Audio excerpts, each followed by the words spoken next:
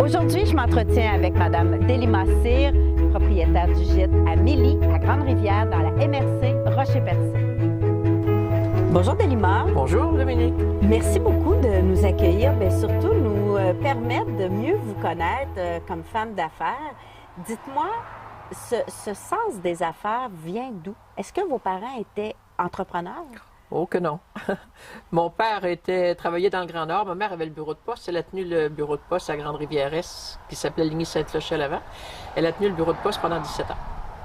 Et vous, comment c'est venu l'idée de partir en entreprise?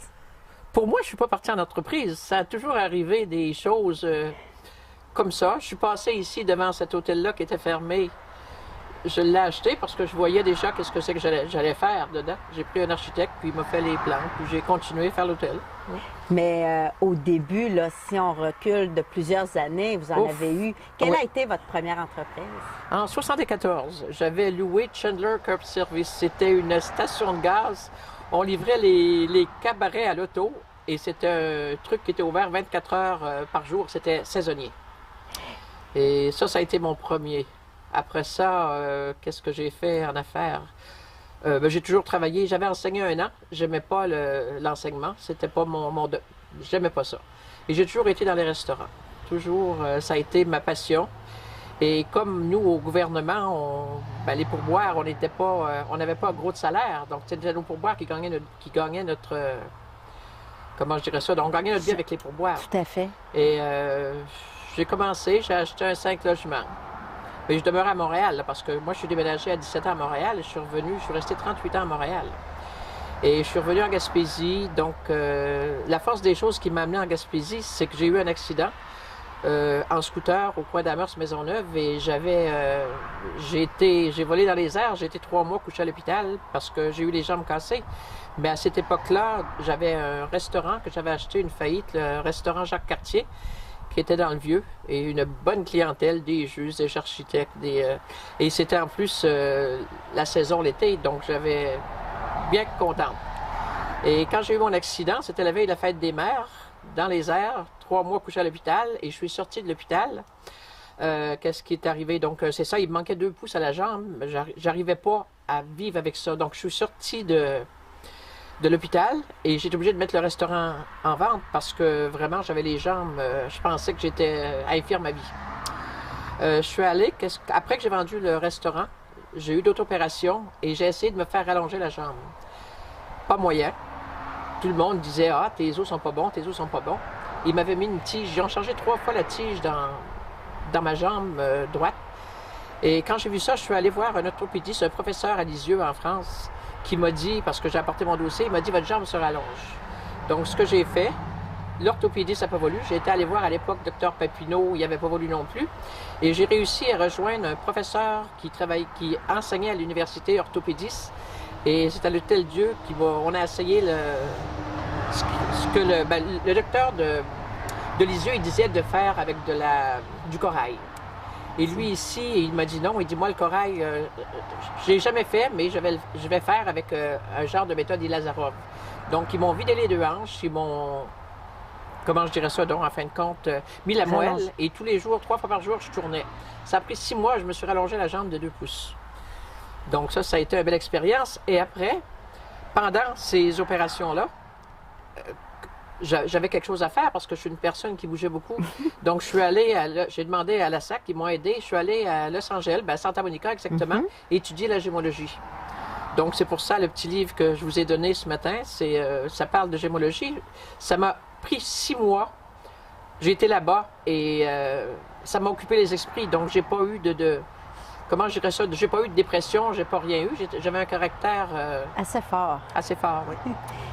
Après, donc, je suis descendue en Gaspésie en vacances et il y avait un restaurant. Ma mère me dit, ma belle-sœur, qui est toujours ma belle-sœur, me dit Nicole a perdu son job. Fait que j'ai dit comment ça? Le restaurant ferme. Donc, c'est ça, en fin de compte. J'ai acheté le restaurant, le Surcouf, que j'ai. À Percé. À Percé, oui. Et que j'ai fait. Je trouve que j'ai bien réussi. Et après, je l'ai vendu parce qu'arrivé à 60 ans, ça commence à être l'âge. Puis, qu'est-ce que j'ai fait d'autre? Ben, pendant que j'avais le surcoût, j'ai eu la chance d'avoir un 17 logements, une faillite que la Société en centrale d'hypothèque. Et donc, j'ai acheté ces 17 logements-là.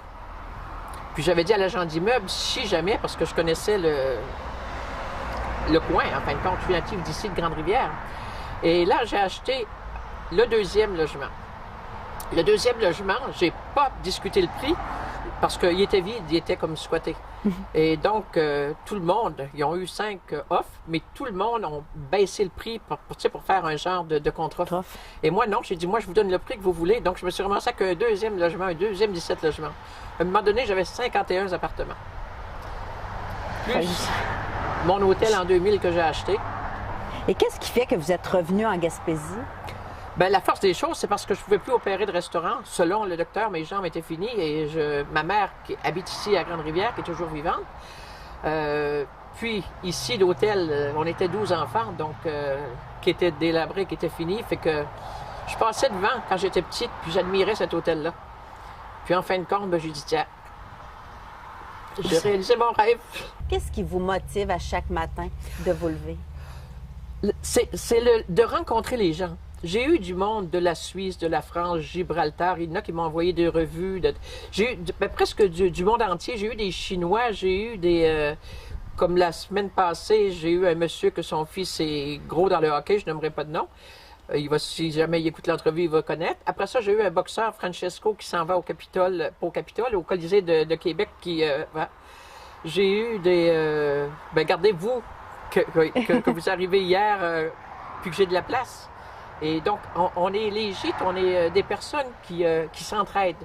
Donc, un est rempli, appelle l'autre, puis on ne peut pas laisser le monde dehors quand il n'y a pas de place. Et ça, c'est bon donc, pour l'économie de la Gaspésie. Oui. Qu'est-ce que je voulais dire? Ben, il y a l'information touristique aussi, il y a le...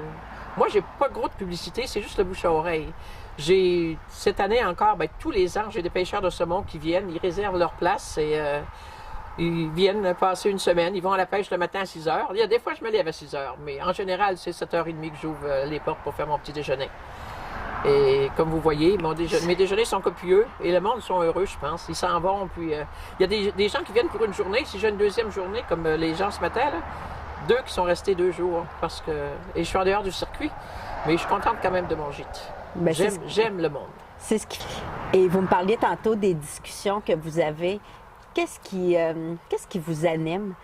Parce que vous discutez ce matin lors du déjeuner, facile. Oui, mais les gens s'échangent de l'information, racontent des histoires.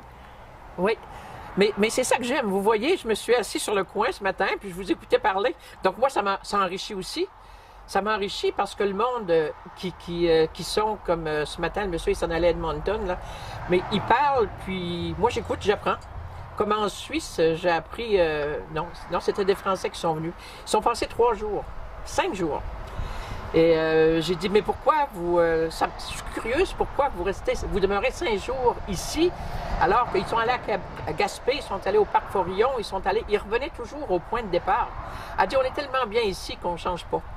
Et là, elle m'a commencé à parler eux autres, ils venaient de Martinique. Donc, il était allé à Paris 3 semaines. Ici, en Gaspésie, au Canada, au Québec, il venait 3 semaines aussi. Puis, donc, ils ont passé au moins une semaine en Gaspésie. Et le monde aime parce que les gens sont sympathiques en Gaspésie. Tout à fait. Où vous allez, jamais quelqu'un va vous répondre.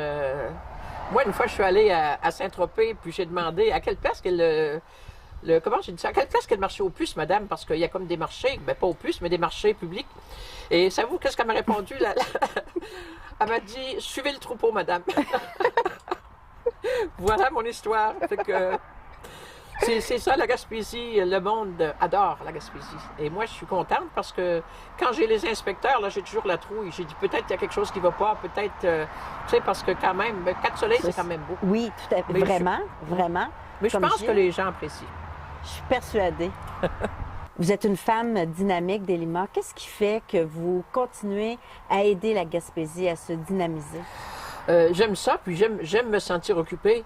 Donc, il y avait eu une élection pour l'Arche d'Or Amitié. Je suis présidente, j'ai été élue à l'Arche d'Or Amitié. J'ai fait mon mandat de 3 ans, puis j'ai dit, quand même, puis en fin de compte, tout le monde m'a dit, il n'y a personne qui a voulu se présenter, ils ont dit, reste là. Fait tant que je vais être en Gaspésie, je pense que je vais être à l'âge d'or, présidente à l'âge d'or. On a quand même 200 membres, c'est quand même beau. Plus, on fait un dimanche par mois un brunch. Le 4e vendredi du mois, on fait un souper.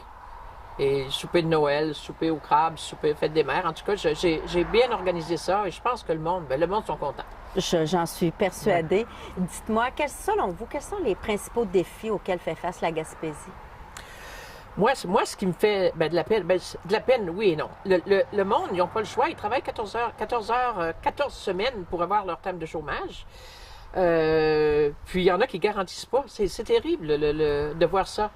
Et moi, j'ai de la chance, je touche du bois, parce que j'ai toujours eu mes logements. J'ai jamais eu de problème avec mes logements. Et là, j'en ai vendu parce que ma mamie a commencé à être vieille. Oui.